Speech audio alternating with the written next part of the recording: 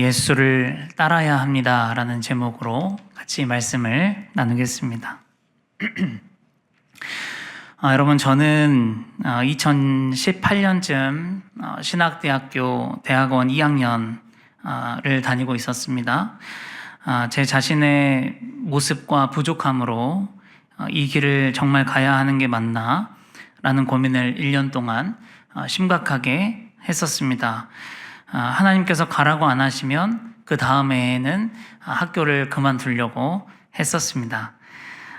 그러던 어느 날 부흥회도 아니고 예배 시간도 아니고 차에서 운전하며 가다가 말씀을 듣는데 하나님의 말씀하심을 느끼게 됐습니다. 요한복음 21장 15절부터 17절까지의 말씀이었는데요. 요한의 아들 시몬아, 네가 나를 사랑하느냐? 내 어린 양을 먹여라.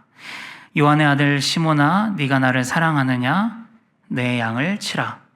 요한의 아들 시몬아, 네가 나를 사랑하느냐? 내 양을 먹이라. 이 음성을 들었습니다. 그날에 저에게는 이 말씀이 너무나 다르게 들렸습니다. 한참 제 자신의 부족한 모습과 실력 없음과 자격 없음과 떨어진 자존감 속에서 앞으로도 가만히 나를 보니 하나님 나라에 별로 도움도 안 될 것 같고 오히려 방해만 될 것 같은데, 그래서 심각하게 고민하고 있었는데 하나님은 저에게 자격에 대한 이야기가 아니라 네가 나를 사랑하느냐고 갑자기 물으신 거죠. 아주 묘했습니다. 자격 때문에 번뇌하고 고민하던 저에게는 이 말씀이 탈출구가 되었어요. 그래서 하나님을 사랑하느냐고요? 네. 부족하고 실력이 없지만 사랑하는 건 맞아요. 그랬습니다. 그러면 내 양을 먹여라. 그렇게 말씀을 하셨어요. 그때 정말 하나님의 은혜에 감사했고 차 안에서 이제 감사의 기도와 눈물을 흘리면서 이 길을 가겠다라고 고백했습니다. 그리고 지금 7년이 흘렀습니다. 전도사 사역하면서 고시도 패스하고 목사 안수까지 받았습니다. 그런데 저는 지금 또 고민하고 있습니다. 요즘 들어 계속 고민이고 가장 큰 기도의 제목입니다. 여전히 목회를 감당할 수 없을 것 같은 제 모습이 자주 보이기 때문입니다. 내가 정말 이 길을 가는 게 맞을까? 제가 지금 35이니까 제가 5년 빨리 은퇴한다 치고 66까지 지금 30년이 남았죠. 45, 55, 65. 네, 아직도 30년이나 남았어요. 진짜. 근데 제가 목회를 진짜 할 수 있을까? 30년? 요즘 그런 고민과 기도를 제일 많이 하고 있어요. 혹시 우리 성도님들 그런 고민 없으십니까? 교회에서 사역하다 보면 또 각자의 하나님께서 보내신 소명의 자리에서 나의 부족함으로 인하여 생기는 생각들, 내가 부족해서 기도도 못 해주는데, 내가 부족해서 이렇게 저렇게도 못 챙겨주는데, 내가 부족해서 일도 삐걱거리고, 내가 부족해서 관계 문제도 생기고, 내가 부족하니까 사람들의 말과 시선에 예민하고, 등등으로. 그래서 나는 진짜 못하겠다. 내년에는 내려놔야 되겠다. 내년에 내려놓을 수 있으면 내려놔야 되겠다. 혹시 그런 생각을 하고 계시지 않습니까? 저는 오늘 수요예배 설교 말씀을 위해서 한 주, 2주 정도부터 계속 생각하고 고민하다가 이 본문을 정하게 됐는데, 사실 지난주, 이번 주 계속 걱정이 됐습니다. 오늘 아침까지 본문은 정했는데 도대체 어떻게 전하고 풀어야 할지 감이 좀 안 와서 힘들었어요. 그런데 뜻밖의 이 말씀을 묵상하고 공부를 하다가 그동안 제가 왜 그렇게 번민했는지, 제가 왜 그렇게 고민했는지에 대한 이유와 원인을 여기에서 찾게 됐습니다. 하나님께서 깨닫게 해주셨는데 그건 뭐였냐면요, 제가 예수 그리스도를 따르지 않았기 때문이었어요. 여러분, 오늘 말씀을요, 부름을 받은 자들은 어떻게 살아야 하는가? 양을 먹이는 사람은 어떻게 살아야 되는가? 양을 어떻게 먹여야 하는가? 신앙의 길이라는 것은 어떻게 가야 되는가? 제자의 삶이라는 것은 어떻게 살아야 되는가? 바로 우리가 다 같이 걸어가야 할 신앙의 길은 어떻게 걸어가야 하는 길인지에 대한 이야기를 해주는데요. 그것의 결론은 뭐냐면 예수를 따르는 것이라는 것이죠. 여러분, 오늘 말씀을 보면요, 예수님이 베드로에게 이렇게 말씀을 하십니다. 읽겠습니다. 시작. 내가 진실로 진실로 내게 이르노니 네가 젊어서는 스스로 띠띠고 원하는 곳으로 다녔거니와 늙어서는 내 팔을 벌리리니 남이 내게 띠띠우고 원하지 아니하는 곳으로 데려가리라. 이 말씀을 하심은 베드로가 어떠한 죽음으로 하나님께 영광을 돌릴 것을 가리키심이로라. 이 말씀을 하시고 베드로에게 이르시되 나를 따르라 하시니. 여러분, 우리가 젊었을 때는요, 혈기가 있을 때는요, 옷도 내가 사 입고 밥도 내가 해 먹고 일도 내가 하죠. 그러나 우리가 늙으면 어떻게 됩니까? 자식이 옷을 사 입혀주고요, 자식이 용돈을 주고요, 자식이 밥도 사 먹여주고요, 어디 여행을 가면 자식이 스케줄을 다 짜가지고 오죠. 우리를 데리고 다니는 거죠. 여러분, 이건 비유예요. 우리가 젊고 혈기가 있을 때는요, 신앙이 있어도 내가 하고 싶은 대로 대부분 합니다. 사역도 내가 하고 싶은 대로 하고요, 판단도 내가 하고 싶은 대로 하고요, 결정도 내가 하고 싶은 대로 하고요, 이건 이렇게 해야 되고 저건 저렇게 해야 되고요. 이게 젊었을 때, 혈기 있을 때는 확실해요. 그러나 이제 너는 나를 따르라 라고 하시는 것은 이제 내가 하고 싶은 대로 하는 것이 아니라는 것이죠. 진짜 예수를 따른다는 것은 이제는 하나님이 이끌어 가시는 곳으로 가는 것이죠. 하나님이 주시는 생각을 갖는 것이고, 하나님이 원하시는 마음을 품는 것이죠. 하나님이 바라보시는 것을 나도 바라보는 것이에요. 내가 원하는 삶이 아니라 예수님이 원하시는 삶을 사는 것, 그것이 예수를 따르는 것이라는 것이죠. 주님이 말씀하십니다. 요한복음 12장 26절입니다. 시작. 사람이 나를 섬기려면 나를 따르라. 나 있는 곳에 나를 섬기는 자도 거기 있으리니 사람이 나를 섬기면 내 아버지께서 그를 귀히 여기시리라. 여러분, 주님이 말씀하시기를 나를 섬기는 자가 어디에 있다는 거죠? 나 있는 곳에 있다는 거죠. 지가 가고 싶은 곳에가 아니라 나 있는 곳, 예수 그리스도가 있는 곳에 있다는 것이죠. 주님이 있는 곳은 어디죠? 내가 원하는 곳이 아니라 주님이 원하시는 곳, 주님이 이끌어 가신 곳, 주님의 눈과 마음이 가 계시는 곳이죠. 주님께서 저에게 말씀하시는 것 같았습니다. 7년 전 차 안에서는 나를 사랑하느냐? 그러면 먹여라. 여기까지만 말씀하셨다면 7년이 지난 오늘 하나님은 네가 어떻게 해야 먹일 수 있는지, 어디로 가야 먹일 수 있는지, 어떻게 살아야 먹일 수 있는지 그것을 말씀해 주시는 것이었습니다. 여러분, 그 답은 뭐냐면 예수를 따르는 것이었습니다. 여러분, 사역에 힘이 없으십니까? 번뇌와 번민이 있으십니까? 요즘 내가 잘하고 있는 건가? 그런 고민이 있으십니까? 그러면 정말 내가 예수를 따르고 있는지 점검해 봐야 한다는 것입니다. 여러분, 예수를 따르지 않고서는 신앙의 길을 갈 수 없어요. 예수를 따르지 않고서는 양을 먹일 수 없어요. 예수를 따르지 않고서는 믿음의 길을 갈 수 없어요. 자, 그러면 예수를 따른다는 건 뭘까요? 예수를 따른다는 것은 죽는 것입니다. 죽어야만 가능한 것입니다. 누가복음 9장 23절입니다. 시작. 아무든지 나를 따라오려거든 자기를 부인하고 날마다 제 십자가를 지고 나를 따를 것이니라. 누구든지 예수를 따르려거든 어떻게 해라? 자기를 부인해라. 자기의 계획, 자기의 마음, 자기의 생각, 자기의 정욕, 자기의 판단, 이런 것들을 부인해야 예수님이 원하시는 곳에 갈 수 있습니다. 아니요, 저는 여기로 갈 건데요. 아니요, 저는 이것을 할 건데요. 이렇게 해서는 갈 수 없죠. 우리가 살아가지고 어떻게 십자가를 질 수 있겠습니까? 로마서 8장 13절입니다. 시작.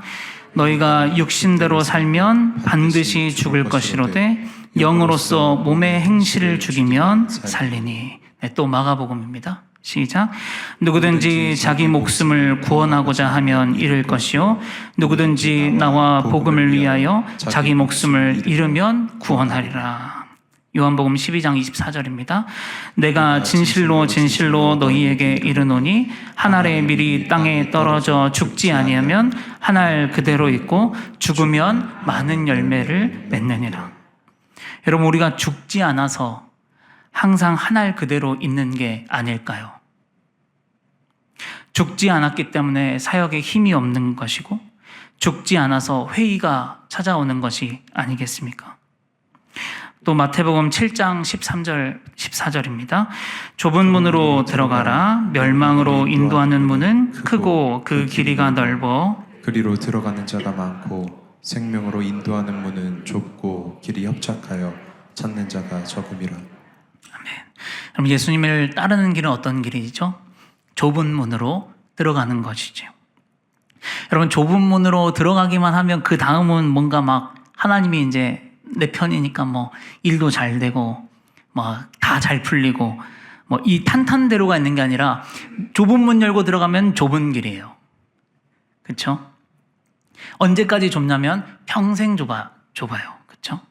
그런데 그 끝에는 생명이 있어요. 그러나 여러분, 우리들이 흔히 하고 있는 착각이 있습니다. 뭐냐면 내가 죽지 않아도 하나님의 말씀에 대해 동의하는 것이 신앙이라고 착각하는 것입니다. 죽음은 없이 예배에 나와서 내가 맡은 봉사를 하고 자리에 앉아서 찬양을 하고 하나님의 말씀에 동의했으면 그것이 신앙이고 오늘 내가 할 신앙의 본분을 다 했다라고 착각한다는 것입니다. 쉬운 예를 들면요. 학생이 시험을 잘 보기 위해서 뭘 해야 되죠? 공부를 해야 됩니다. 운동선수가 되려면 뭘 해야 되죠? 운동을 해야 됩니다. 자, 그래서 어떤 학생이 이런 강의를 들은 거예요. 이런 거죠. 여러분, 시험을 잘 보려면 공부를 해야 됩니다, 여러분. 예를 들면요. 자, 운동선수가 되려면 운동을 해야 됩니다, 여러분. 자, 이런 이야기를 들었어요. 그래서 엄청나게 공감을 했어요. 이 말에. 그래가지고 나는 무슨 일이 있어도 공부를 해야지. 공부를 해야지 시험을 잘 볼 수 있어. 나는 무슨 일이 있어도 운동을 해야지. 그래야 운동선수가 될 수 있어. 그렇게 생각하고 계획표도 아주 치밀하게 짰습니다. 몇 시에 일어나서 몇 시까지는 이거 하고 또 몇 시부터 몇 시까지는 저거 하고 몇 시부터 몇 시까지는 문제 풀고 뭐 밥 먹는 시간, 자는 시간까지 쪼개가지고 자, 계획을 딱 짰어요. 자, 그런데 그러고 나서 공부를 안 했다고 칩시다. 그러면 이 아이들은 얻은 게 뭐죠? 아무것도 없죠. 시험을 잘 볼 수도 없고 운동선수가 될 수도 없습니다. 분명 이 아이는 어떤 그 강사가 하는 말에 동의를 했어요. 극하게 공감을 했어요. 공부해야지. 운동해야지. 극하게 공감을 했어요. 그래서 하루 종일 공부에 대한 생각을 하고 하루 종일 운동에 대한 계획을 짰어요. 자, 그런데 안 했어요. 자, 아무것도 이룬 게 없는 거죠. 여러분, 이것이 말씀에 대한 동의가 신앙이 될 수 없는 증거입니다. 여러분, 그런데 혹시 우리가 이렇게 신앙생활을 하고 있지는 않을까요? 하나님의 말씀이 당연히 너무나 좋죠. 나는 하나님의 말씀을 듣고 싶은 마음으로 가득합니다. 하나님의 말씀은 언제나 옳습니다. 하나님의 말씀에 나는 전적으로 동의합니다. 나는 언제나 예배가 우선인 사람입니다. 나는 언제나 하나님의 말씀을 들을 준비가 되어 있습니다. 그런데 그러고 나서 하나님의 말씀을 전혀 살지 않는 것이죠. 다 알고 계시는 것처럼 야고보서는 이런 믿음을 가지고 뭐라고 말합니까? 죽었다. 네, 말씀 읽겠습니다. 시작. 허탄한 사람아, 행함이 없는 믿음이 헛것인 줄을 알고자 하느냐. 우리 조상 아브라함이 그 아들 이삭을 제단에 바칠 때 행함으로 의롭다 하심을 받은 것이 아니냐.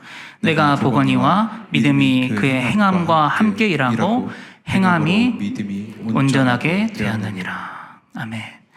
그러므로 사랑하는 성도 여러분, 하나님의 말씀에 동의함을 넘어서 행함이 있는 믿음을 가지실 수 있기를 축복합니다. 어떤 행함입니까? 예수를 따르는 행함입니다. 그리고 예수를 따르는 행함은 죽는 것입니다. 한번 따라해 주시겠습니까? 예수님을 따르려면 죽어야 합니다. 우리 옆 사람에게도 말씀해 주시겠습니까? 제가 죽겠습니다. 네. 별로 말씀을 안 하시는 것 같습니다. 네. 아멘이십니까? 자, 그럼 우리가 어떻게 죽어야 될까요? 오늘 예수님은 우리에게 한 가지 방법을 알려주고 계시는데 뭐냐면 상관하지 말고 따라야 한다. 그렇게 말씀을 하십니다. 말씀 읽겠습니다.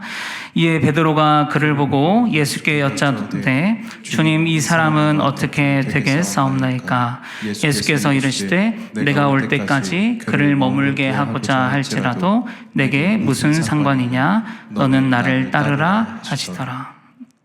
여러분, 우리가 잘 죽어지지 못하는 이유, 우리가 자꾸 번민하게 되는 이유는 사실 너무 많이 상관하며 살기 때문입니다. 무엇을 많이 상관합니까? 크게 두 가지예요. 남, 그리고 나요. 남에 대한 상관은 뭡니까? 옆 사람의 시선과 평판에 대해서 상관하는 거죠. 저 사람이 왜 나를 저렇게 쳐다보지? 저 사람의 눈빛이 왜 그러지? 저분은 왜 나에게 이렇게 대하지? 저분은 지금 속으로 나에 대해서 무슨 생각을 하고 있을까? 저분이 뒤에서 나에 대해서 뭐라고 이야기를 하고 있을까? 나에 대해서 들려오는 소문은 뭘까? 왜 나랑 저분은 눈을 안 마주치지?